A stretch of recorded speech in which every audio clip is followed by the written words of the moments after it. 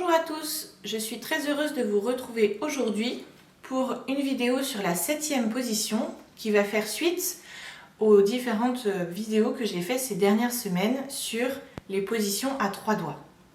Cette position-là commence à être vraiment très éloignée de la 4e position, donc garder le pouce dans le creux du manche devient compliqué. Il faut avoir une très grande main et ça tire. C'est pas du tout ce qu'on veut. Donc il ne faut pas hésiter à sortir le pouce sur le côté du manche pour pouvoir avoir une meilleure amplitude et pouvoir aller chercher les positions loin. Bien sûr, tout comme sur les autres positions, j'utilise la hauteur de mon coude sans lever mon épaule pour aller chercher les notes sur les cordes graves. Et donc plus je vais aller sur les cordes aiguës, plus mon coude va être bas, et plus je vais aller sur les cordes graves, et plus mon coude va être haut. Maintenant, vous allez me dire à quoi sert cette position, puisque j'ai ma 6e position où j'ai l'harmonique 2e doigt, et puis ensuite j'ai le pouce. Et au pouce, je gagne une note.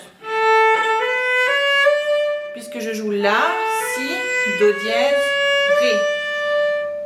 Alors que lorsque je suis en 7e position, je joue La, Si, Do bécard. Éventuellement, si je fais une extension, je peux jouer Do dièse. Mais voilà, il faut que je tire sur ma main, c'est assez loin, c'est pas évident. Cette position, elle nous sert d'intermédiaire. C'est-à-dire que quand je vais vouloir jouer des grands chants, je vais vouloir garder une grande ligne mélodique, je vais être contente de ne pas avoir à placer mon pouce, ce qui va m'obliger à faire des sauts. Donc si je joue par exemple une petite mélodie comme ça,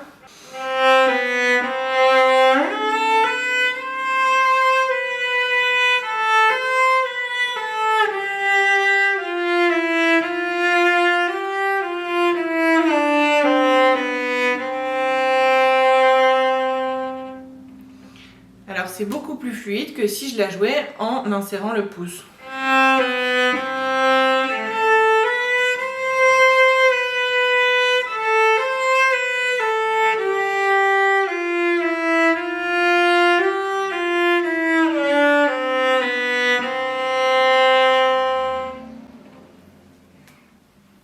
Et vous vous rendez aussi compte que lorsque je démanche avec le pouce,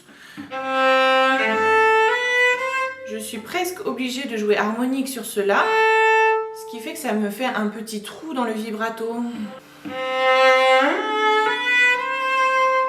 C'est-à-dire qu'on peut entendre une petite glissade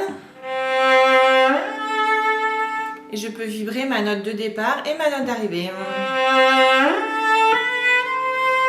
Ce qui me permet d'avoir une très grande ligne de son.